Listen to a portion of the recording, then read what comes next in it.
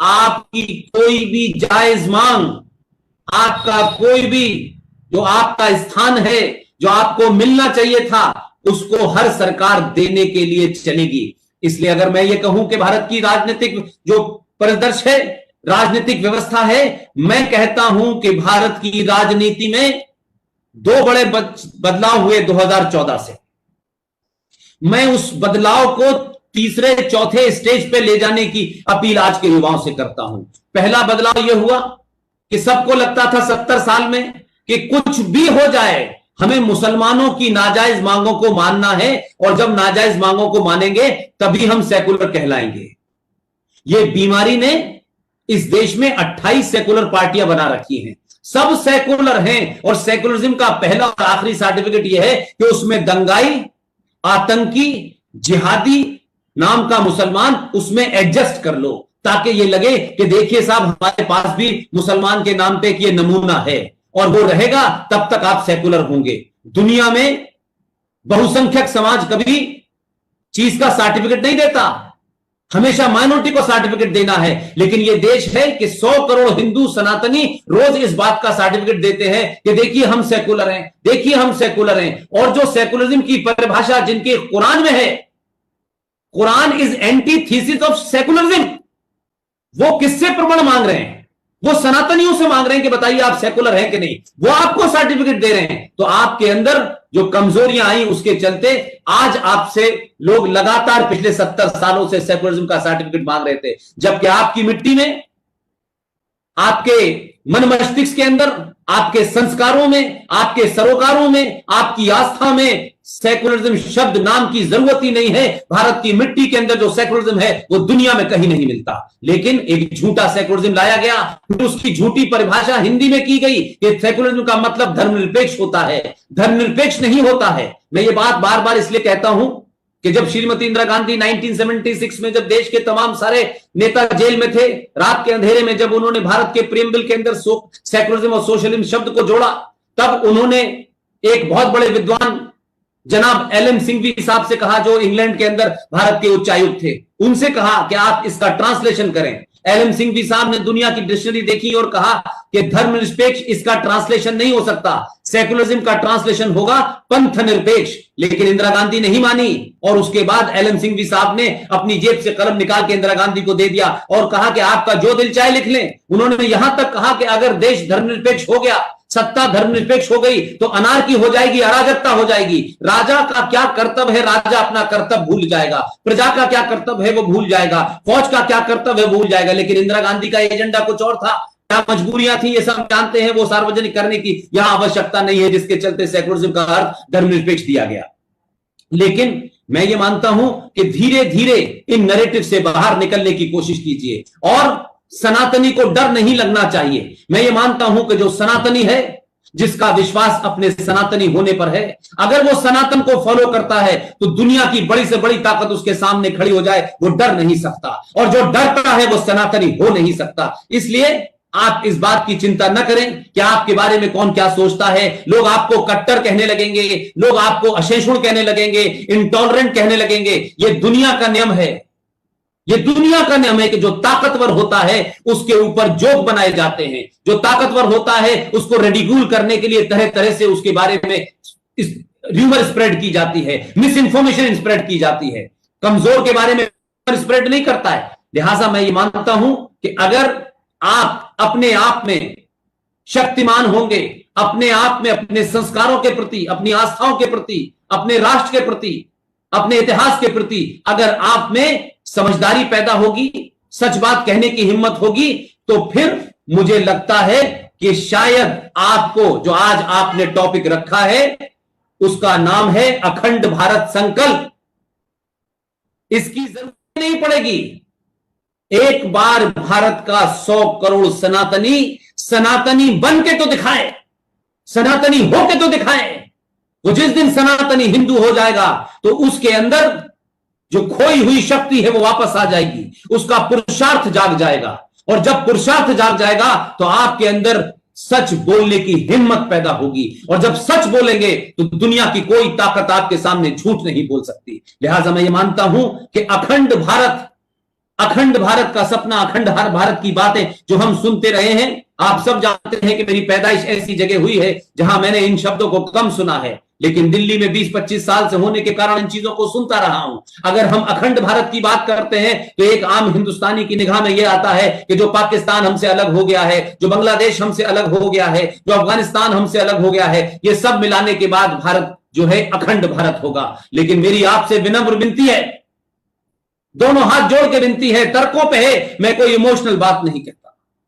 इसलिए मैंने देखा है कि भावनाओं में बह करके बहुत बड़ी बड़ी बातें कही जा सकती हैं, बड़े नारे लगाए जा सकते हैं, लेकिन भावनाओं से दुनिया में कोई फैसला नहीं होता है।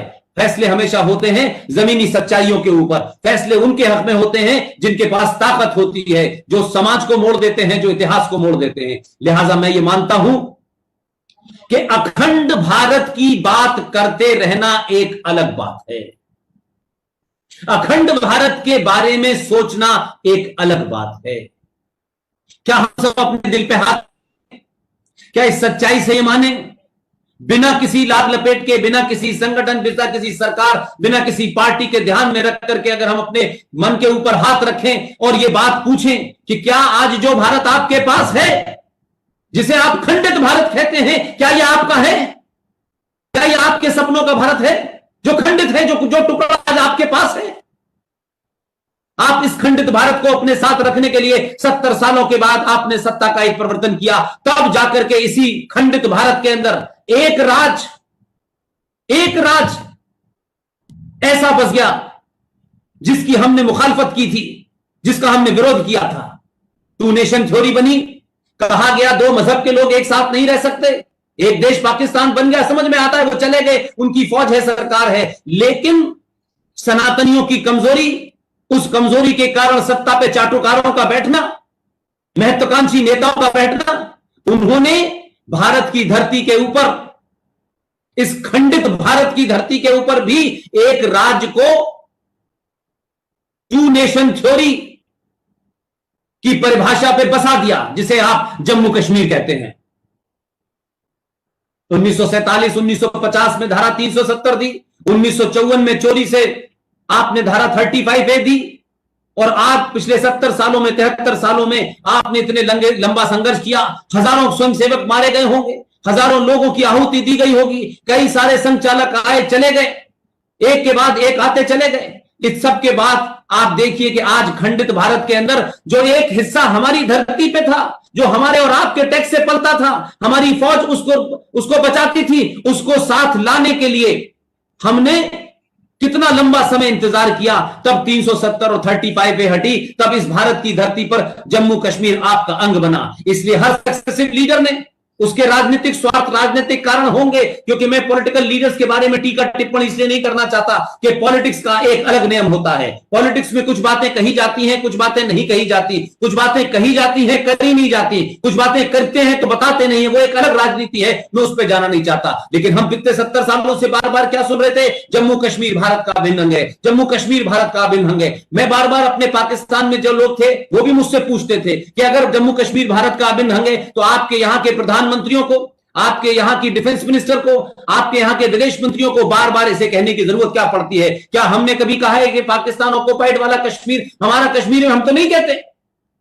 तो ये मुझे बात समझ में आती थी, अगर हमारा है तो हम क्यों कह रहे हैं बार बार, किसको बताने के लिए कह रहे हैं? लिहाजा ये बात आज जब हम कहते हैं तो लोगों को बताना पड़ता है कि जो जम्मू कश्मीर संवैधानिक तौर पर भारत की संसद को, न्यायपालिका को, इलेक्शन कमीशन को, इन सबको भारत में, जम्मू कश्मीर में जाने से रोकता था, आज जम्मू कश्मीर सही मानों में भारत का अभिन्न अंग है। लिहाजा हमारे वो लोग जिन्होंने पाकिस्तान बनाया समझ में आता था, लेकिन जो लोग यहां रह गए उन्होंने तो जिन्ना का वो प्लान जो जिन्ना की किताबों में लिखा है, इतिहास में लिखा है, सालार जंग म्यूजियम जाएं कभी आप, उसमें रखा हुआ है डॉक्यूमेंट, वहां जाके देखें। ये जो ईस्ट पे और वेस्ट पे पाकिस्तान बना था, ये सोच समझ के बना था। जो जिन्ना का असली ओरिजिनल प्लान था वो तो इस भारत के पेट में कई पाकिस्तान बनाना चाहते थे। इसलिए चाहे वो नवाब भोपाल हो, चाहे वो हैदराबाद हो, चाहे वो जूनागढ़ हो, ये तमाम सारी चीजें इसीलिए हुई थी। वो बात अलग है कि पटेल उसके इस मंसूबे को भाग गए थे और उन्होंने बनने नहीं दिया, लेकिन जिन्ना की ख्वाहिश आज भारत में पूरी हो रही है 70 साल के बाद। आज भारत के अंदर 500 से ज्यादा कश्मीर और पाकिस्तान बन चुके हैं, जहां भारत की सक्सेसिव सरकारों की रिट नहीं चलती है। हजारों जगह ऐसी हैं हिंदुस्तान के अंदर जहां बिजली का बिल लेने के लिए आपका जूनियर इंजीनियर इलेक्ट्रिसिटी डिपार्टमेंट का नहीं जाता। हजारों जगह पुलिस नहीं जाती। हजारों जगह पुलिस जाने से, गोली चलाने से रोक देती है, मना कर देती है। यह समस्या ऐसे ही नहीं है। इसलिए मैं कहता हूं कि जो भारत मेरे पास है, जो भी है आज, मेरी और आपकी जिम्मेदारी है कि यह भारत पूरी तरह भारतीयों के पास रहे, भारत की आकांक्षाओं के साथ चले, भारत की संस्कृति के साथ चले, भारत के महापुरुषों का उसमें इतना ही आदर हो, भारत की संस्कृति का आदर हो, भारत के सनातन का आदर हो। लेकिन नहीं, मैं तो आज भी देखता हूं कि इस देश के अंदर सरकारें हैं, फौज है, पुलिस है, सब कुछ है, लेकिन दिल्ली में कैसा कुछ हो जाता है, बंगलौर में कुछ कई कैसा हो जाता है, पूरा केरला का हाल आपने कश्मीर जैसा हो गया है, बंगाल आपके हाथ से निकलने लगा है। इस देश में करोड़ों रोहिंग्या मुसलमानों की पैरोकारी करते हुए लोग आजाद मैदान में आग लगा देते हैं। सेना के जो शौर्य का स्थान बना है उसे लात और जूतों से मार मार के तोड़ देते हैं। वो जूतों से मारना, लातों से मारना सेना के उस शौर्य के प्रतीक को तोड़ने से उनके अंदर बसी हुई नफरत नजर आती है। आज भी अनारकी है।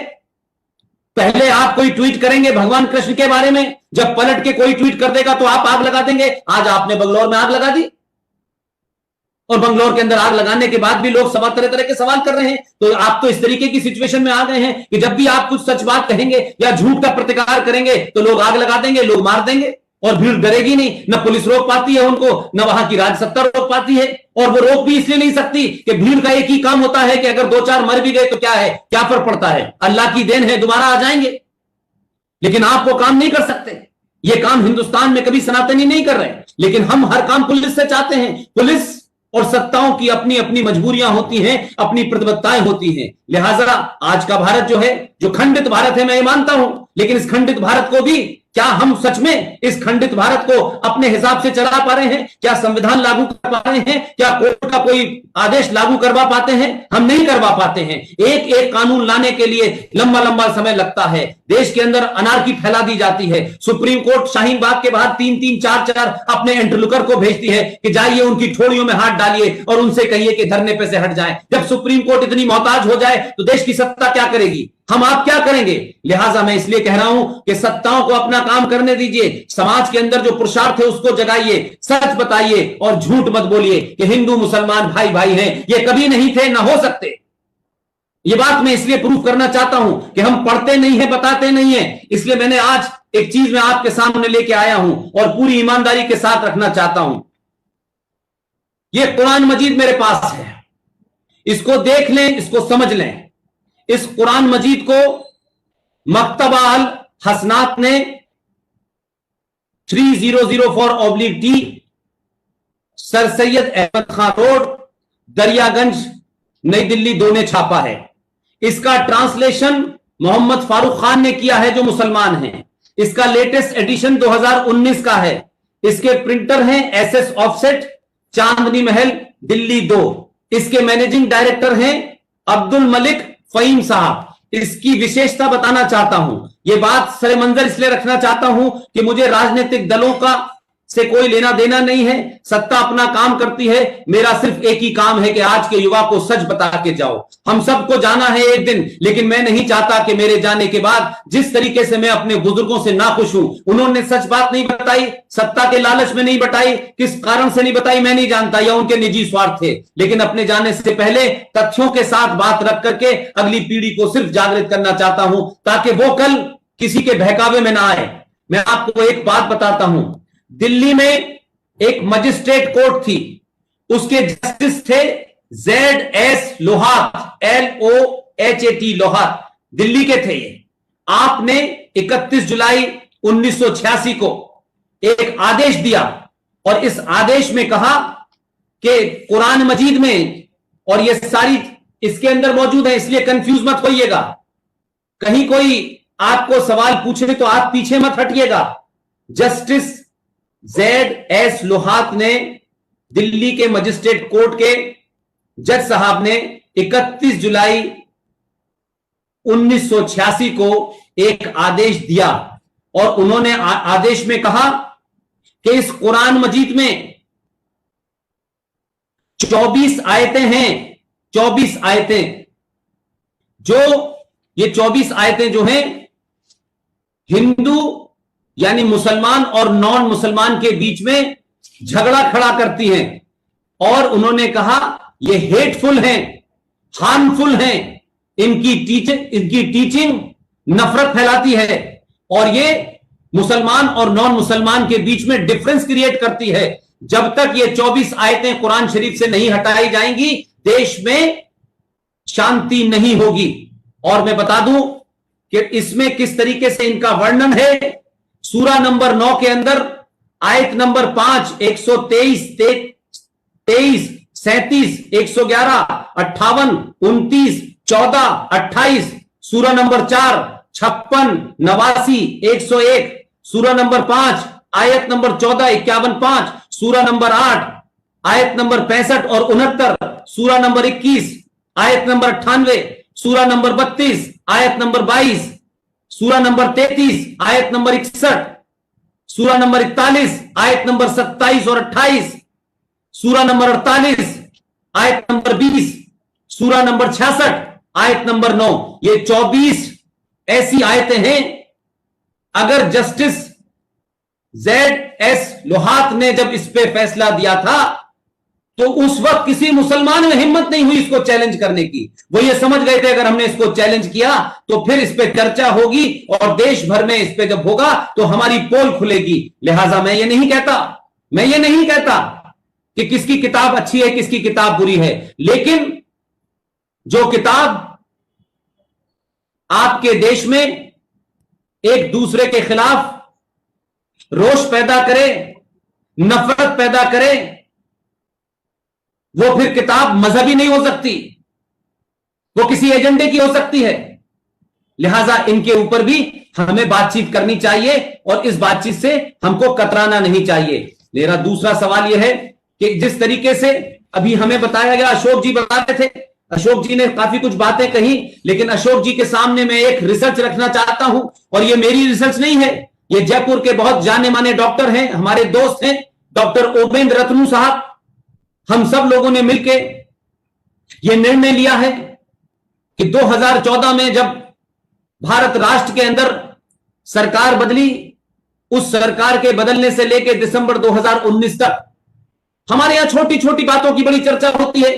हर छोटी छोटी खबर बड़ी खबर बन जाती है और जिसको खबर बनना चाहिए वो खबर नहीं बनती और कुछ लोगों की ख्वाहिश को ही खबर बना लेते हैं। लिहाजा मैं ये मानता हूं कि प्रोफेसर डॉक्टर रत्नू जिन्होंने बड़ा काम किया है पाकिस्तान से आए हुए हिंदुओं को भारत में बसाने के लिए, उनके कागजात बनवाने के लिए बड़ा काम किया है, मैं उनकी इस रिसर्च को सलाम करता हूं। और उन्होंने निर्णय लिया है कि पूरे देश में 2014 से लेकर दिसंबर 2019 तक भारत के अंदर 106 सनातनी हिंदुओं की हत्याएं की गई हैं और ये हत्याएं करने वाले मुसलमान हैं और इनको इस तरीके से किया गया है जिससे कि किसी को पता ना चले। उन्होंने इसके लिए एक पूरी रिसर्च करने के बाद इसको हम तमाम सारे लोग पूरे देश में एक साथ रिलीज करेंगे। उसमें उस मरने वाले का नाम, उसकी उम्र, उसके पिता का नाम, उसके मोहल्ले का नाम, कब हत्या हुई, किस हथियार से हत्या हुई, कौन लोग मुलव्विस थे, ये पूरी रिसर्च है। अगले 10-12 दिन में शायद हम पूरे देश के सामने उसे रखेंगे। लेकिन एक उनकी जो रिसर्च है वो मुझे बहुत समझ ऐसी लगती है जो उन्होंने बहुत गहरे अध्ययन के बाद बनाई है और मैं उससे पूर्णतः सहमत हूं। उसको उन्होंने नाम दिया है, ये तमाम युवा इसको सुने, ध्यान से सुने, चाहे तो लिख लें। इसमें है रैंडम। रैंडम कहते हैं अकस्मात, अनसीजिंग यानी अनवरत, लगातार चलने वाली, लो लेवल लघु श्रेणी की, स्कैटर्ड वायलेंस मतलब छितरी हुई हिंसा। इसलिए इसको मैं आपके सामने रखूंगा तो आपको लव जिहाद, लैंड जिहाद, गज़वाए हिंद, दारुल हरब, दारुल इस्लाम, ये तब सब कुछ समझ में आएगा। इसमें उन्होंने फरमाया है, उसमें ये बता रहे हैं डॉक्टर रत्नू कि ये जो रैंडम है, रैंडम का मतलब है कि कहीं भी there is no pattern to this, hence काफिर कैन नॉट प्रिडिक्ट, या नहीं जहां हिंदू रहते हैं वो इस बात को सोच भी ना पाए, अकस्मात यकायक कुछ भी घटित हो जाएगा। अनवरत, अनसीजिंग, इसका मतलब है कि ये लगातार या नहीं 7वीं सेंचुरी से, मोहम्मद बिन कासिम से, राजा ताहिर से होते हुए ये सारा का सारा जो सिस्टम चल रहा है, आज भी वही सिस्टम है। लघु श्रेणी की मीन्स लो लेवल की, या नहीं आप यहां पे कर दी, फिर थोड़ी देर के बाद कहीं और कर दी, फिर कहीं और छोटी सी हिंसा कर दी, तो आपने कंटिन्यूअस इसको बरकरार रखना है। और लास्ट में है scattered violence. Scattered violence is the most deadliest weapon of Islam. It is part of the Islam, it is part of the theory and ideology. इसमें कहा गया है कि आप इसमें ज्योग्राफी का कहीं कोई चक्कर नहीं है, पूरी दुनिया में कहीं भी हो सकती है, किसी तरीके भी हो सकती है। लंदन के फुटपाथ पे एक जिहादी बस लेके 5 लोगों के ऊपर चढ़ सकता है। श्रीलंका के अंदर चर्च में जाकर के कोई किसी को यकायक मार सकता है। यकायक दिल्ली के अंदर अंकित शर्मा नाम के आईबी के ऑफिसर को मार दिया जाता है। आप राजस्थान में कोई आदमी भारत के प्रधानमंत्री के आह्वान पर थाली बजाता है, दिया जलाता है, उसका मर्डर कुल्हाड़ी से काट के कर दिया जाता है। तो आपने इस पूरी जो सोच है उसके पीछे एक ही मकसद है कि आप रैंडमली ऐसे काम करो। और यह भी इसमें कहा गया है कि इतनी हिंसा करो जिससे कि हिंदू डरे, लेकिन इतनी भी हिंसा ना कर दो कि हिंदू यूनाइट हो जाए। यह एक पूरी फिलॉसफी है, random unceasing low level scattered violence. अकस्मात अनवरत लघु श्रेणी की छितरी हुई हिंसा लगातार जारी रखो ताकि लोग हमेशा डर में रहें, लोग वहां के कभी भी यूनाइट ना हो पाए, आर्थिक रूप से मजबूत ना हो पाए, उनके अंदर कभी कुछ मांगने की और कहने की क्षमता ना हो। इसलिए किसी अनइंपॉर्टेंट आदमी का मर्डर कर दो, किसी आदमी को मार दो जिससे किसी को खबर भी ना बने और चलती रहे। लेकिन जब अपने ऊपर बात आए तो अखलाक की घटना घट जाए, उसे कुछ लोग मार दें, जानबूझ के मारें, किसी भुलावे में मार दें, किसी र्यूमर में मार दें, तो पूरी दुनिया में उसे फैला दो। तो अखलाक मरता गाजियाबाद में है, लेकिन बिहार के चुनाव में उसका इस्तेमाल हो जाता है।